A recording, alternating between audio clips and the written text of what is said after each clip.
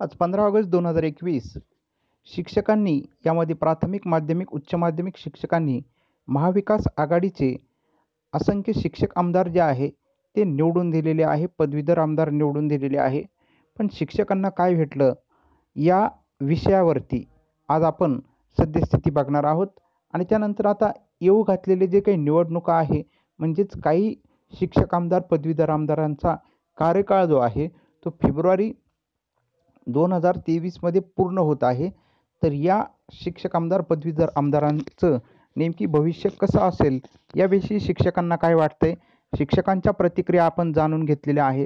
शिक्षकांच्या भावना आपण जाणून घेतलेल्या आहे आणि ती सद्यस्थिती आज आपण महाराष्ट्रातील बघणार आहोत. तर महाविकास आघाडीचं सरकार जे आहे ते स्थापन झालं आणि ते स्थापन झाल्यानंतर शिक्षकांचे जे काही प्रलंबित प्रश्न होते ते प्रलंबित प्रश्न यामध्ये प्रामुख्याने आपण जर बघितलं तर जे काही विनाअनुदानित धोरण होतं त्याकरिता अनुदानित करण्याकरिता टप्प्याटप्प्याने कामकाज जे आहे ते सुरू होतं आणि यामध्ये प्रामुख्याने महाविकास आघाडीकडून सांगण्यात आलेलं होतं. त्यामध्ये शिक्षक आमदार, पदवीधर आमदाराची निवडणूक असेल किंवा इतरही जे काही महाविकास आघाडीतील प्रमुख नेते आहे यांच्याकडून शिक्षकांना आश्वासन देण्यात आलेलं होतं. ज्यावेळेस महाविकास आघाडी तयार देखील झालेली नव्हती त्याआधीच निवडणुकांच्याच दरम्यान काही आश्वासनं देण्यात आलेली होती की आम्ही सत्तेवरती आल्यानंतर तुम्हाला 100% अनुदान जे आहे ते देऊ. त्यामध्ये काही आमदारांकडून सांगण्यात आलेलं होतं की तुम्हाला 80% अनुदान देऊ. काहींनी सांगितलेलं होतं तुम्हाला 100% अनुदान देऊ. तर यामध्ये प्रामुख्याने जे प्रलंबित प्रश्न महाराष्ट्रामध्ये आपल्याला पाहायला भेटत होते त्यामध्ये विनाअनुदानित धोरण जे आहे तो फार मोठा प्रश्न जो आहे तो प्रलंबित होता आणि त्यानंतर भाजप सरकारने काही 20% अनुदानासाठी पात्र असलेल्या 40% अनुदानासाठी पात्र असलेल्या शाळांची यादी घोषित केलेली होती आणि त्यानंतर या शाळांना अनुदान देण्याकरिता महाविकास आघाडीचं सरकार स्थापन झालेलं होतं. शिक्षक आमदार जे आहेत त्यांच्या निवडणुका लागल्या. शिक्षक आमदारांच्या निवडणुका लागलेल्या होत्या आणि त्याआधीच महाविकास आघाडी सरकारने ज्या भाजप सरकारने ज्या अनुदानासाठी पात्र याद्या घोषित केलेल्या होत्या त्यांची पुन्हा फेरतपासणी केली आणि पुन्हा नव्याने याद्या ज्या आहे 20% 40% अनुदानाच्या घोषित केल्या आणि त्याच्यामध्ये पुन्हा 2 भाग केले. एक पात्र शाळांची आणि एक अपात्र म्हणजे त्रुटीपूर्तता करणाऱ्या शाळांची आणि त्यापासून पुन्हा प्रश्न दुसरा नवीन तयार झालेला होता. यामध्ये त्रुटीपूर्तता करणाऱ्या शाळा असतील, अघोषित शाळा असतील त्या अनुदानासाठी घोषित झाल्या पाहिजे आणि प्रचलित धोरण जे आहे ते शिक्षकांना मिळाले पाहिजे. या प्रमुख मागण्या आता शिक्षकांच्या ज्या आहेत त्या आपल्याला पाहायला भेटत आहे. आता हे होत असताना त्रुटीपूर्तता करणाऱ्या शाळांना अनुदान मिळालं पाहिजे, प्रचलित धोरण मिळालं पाहिजे, अघोषित शाळा अनुदानासह घोषित झाल्या पाहिजे या मागण्या आहे.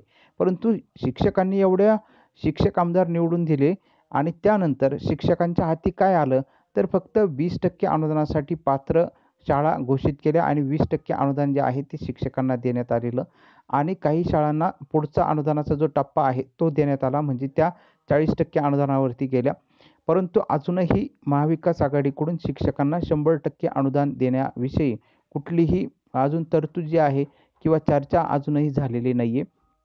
त्यामुळे शिक्षकांकडून सर्वच्या सर्व शिक्षक आमदार, पदवीधर आमदार महाविकास आघाडीचे निवडून देऊनसुद्धा शिक्षकांच्या हाती फक्त जेवढं पाहिजे तेवढं महाविकास आघाडीकडून देण्यात आलेलं नाही असं शिक्षकांची खंत जी आहे ती वाटत आहे. यामध्ये शिक्षकांना प्रचलित धोरण लागू करण्यात यावं ही देखील प्रमुख मागणी आहे. म्हणजे शिक्षकांना डायरेक्टली 100% एकतर अनुदान द्यावं किंवा प्रचलित धोरण लागू करावं ही शिक्षकांची मागणी आहे. आता हे धोरण जे आहे प्रचलित धोरण आणि किंवा 100% अनुदान हे येत्या काळामध्ये शिक्षकांना मिळणार का? कारण शिक्षकांनी सर्वच्या सर्व महाविकास आघाडीचे शिक्षक आमदार, पदवीधर आमदार निवडून देऊन फक्त शिक्षकांना 20% अनुदान मिळालं आणि काही शाळा ज्या आहेत त्या अपात्र झाल्या आणि अजूनही अघोषित शाळा ज्या आहेत त्या अनुदानासाठी पात्र अजून घोषित झालेल्या नाही आहे. त्रुटीपूर्तता करणाऱ्या शाळा अनुदानासाठी पात्र घोषित झालेल्या नाही आहे. कोल्हापूर आणि मुंबई विभागाला अजूनही अनुदानाचा जो शासन निर्णय आहे तो अजून निर्गमित झालेला नाही आहे. म्हणजेच त्यांचा पगार अजूनही सुरू झालेला नाही आहे. तर असे प्रलंबित प्रश्न एवढे दिवस होऊनसुद्धा एवढे दिवस झाले शिक्षक आमदार, पदवीधर आमदार निवडून देण्यात आलेले आहे. तरी मात्र शिक्षकांचा अजूनही वनवाद जो आहे तो महाविकास आघाडी सरकारकडून संपत नाही आहे असं शिक्षकांना आता वाटत आहे.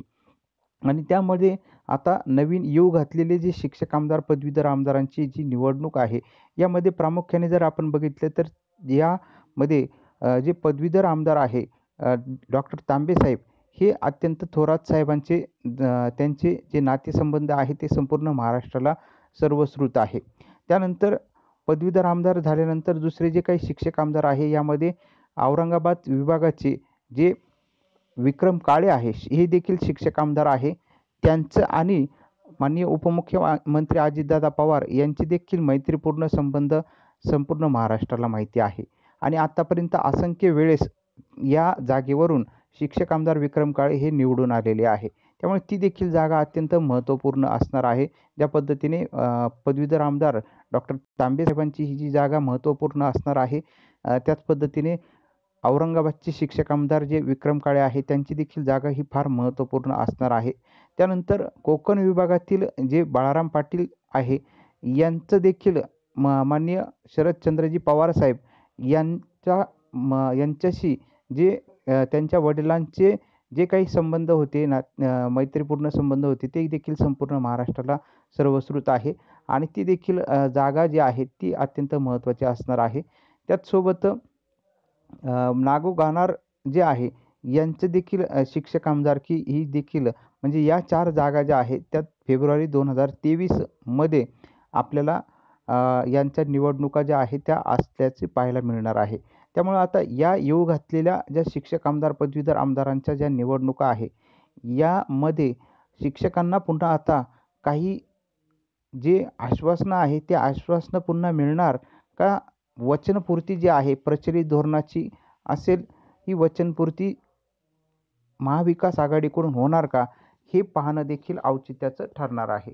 कारण एवढे शिक्षक आमदार पदवीधर आमदार निवडून सुद्धा शिक्षकांच्या वाट्याला अजून ज्या पद्धतीने जुनी पेन्शन योजना असेल, त्याचसोबत प्रचलित धोरण असेल, त्याचसोबत अघोषित शाळा अनुदानासाठी घोषित करणं असेल, त्रुटीपूर्तता शाळा अनुदानासाठी घोषित करणं असेल आणि अघोषित आणि त्रुटीपूर्तताला अनुदान मिळणं असेल, हे प्रश्न देखील येत्या काळामध्ये सोडवले जाणार का? हा प्रश्न आहे. कारण शिक्षकांना आशा आहे का ही प्रश्न महाविकास आघाडी सोडवू शकेल आणि त्यांना जर वाटलं तर एका दिवसामध्ये शिक्षकांना मग त्यामध्ये त्रुटीपूर्तता, अघोषित शाळा, प्रचलित धोरण हे एका दिवसामध्ये मार्गी लागू शकतं. आणि त्यामध्ये स्वतः शिक्षण मंत्री प्राध्यापिका वर्षाताई गायकवाड यांनी देखील सूतोवाच केलेलं होतं की हे प्रश्न आम्ही सोडवणार आहोत. पहिलं त्रुटीपूर्तता, अघोषित शाळा अनुदानासाठी घोषित होऊ द्या, त्यानंतर प्रचलित धोरण जे आहे ते आपण लागू करणार आहोत. परंतु यामध्ये सातत्याने दिरंगाई जी आहे ती होताना पाहायला मिळत आहे.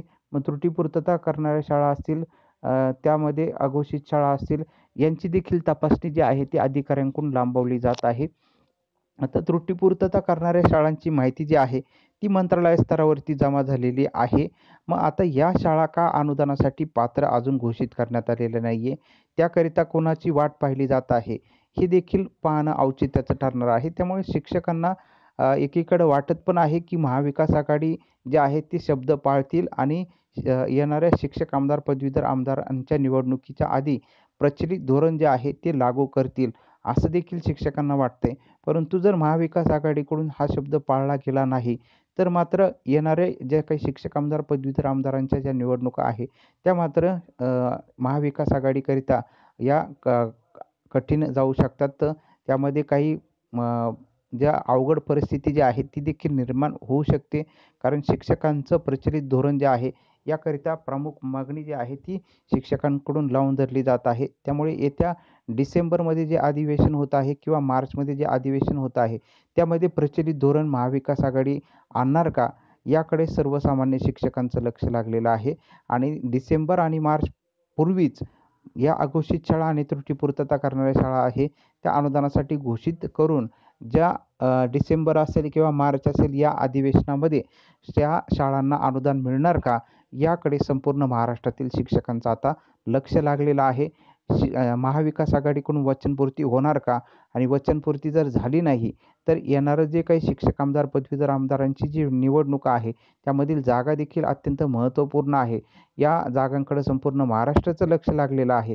तर त्या जागांमध्ये पुन्हा काही जागा फटका होणार का, हे पाहणं देखील औचित्याचं ठरणार आहे.